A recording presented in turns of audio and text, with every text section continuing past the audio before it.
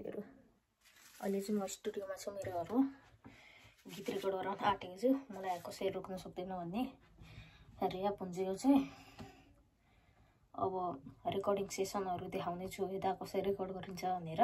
अब यहाँ चाहिँ स्पिकर चाहिँ बत्ती राखेको छु मैले अडियो इन्टरफेस हुन्छ यहाँ माइक छ हेडफोन छ यहाँ ल्यापटपमा कन्ट्रोलिङ एरिया चाहिँ यो हो यता गएपछि उता जान्छ अनि पछि अडिटिङहरु मिक्सिङ मास्टरिङ गरेर मिलाउने अडियोलाई चाहिँ अब अडिटिङ भनेपछि चाहिँ के सोच्नुहुन्छ होला भने अब अडिटिङ नै मिलाइदिने भयो यसले केही गाउँदैन भन्ने सोच्नु होला त्यस्तो हुँदैन अडिटिङ गर्न पनि गाउनु पर्छ हामीले अनि अडिटिङले चाहिँ के गर्ने भन्दाखेरि त्यो माइनर साइनर के रे स्पिडहरु पिचहरु टेम्पो मिलाउने अडिटिङले चाहिँ त्यस्तो हुने अडिटिङ चाहिँ हो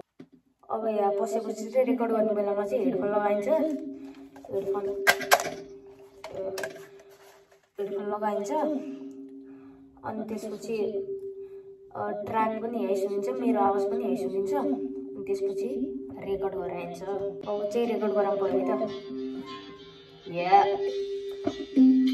मलाई या कसैले पनि रोक्न सक्दैन या मलाई कसैले नि रोक्न सक्दैन या मलाई कसैले नि रोक्न सक्दैन या मलाई कसैले नि रोक्न सक्दैन या बुझिरा बुझिरा बुझिरा बुझि बुझिरा बुझिरा बुझिरा बुझिरा बुझिरा बुझिरा बुझिरा बुझिरा बुझिरा बुझिरा मेरो कुरा बुझिरा ओल चाहिँ हामी रेकर्ड गरे हैन अघि टेस्टिङ मात्र गरे हो अब प्र्याक्टिस गर्छु अनि रेकर्ड गर्छु साच्चीकैमा र साथीहरु गीत गाएर पनि भ्याइयो रिया भनेर पनि भ्याइयो अब चाहिँ यसलाई मिक्सिङ गर्नु पर्यो मेरो बारेमा बोल्नेको तीव्रता लिन्छु अझै बोल्यो भने कोल्याप हालिदिन्छु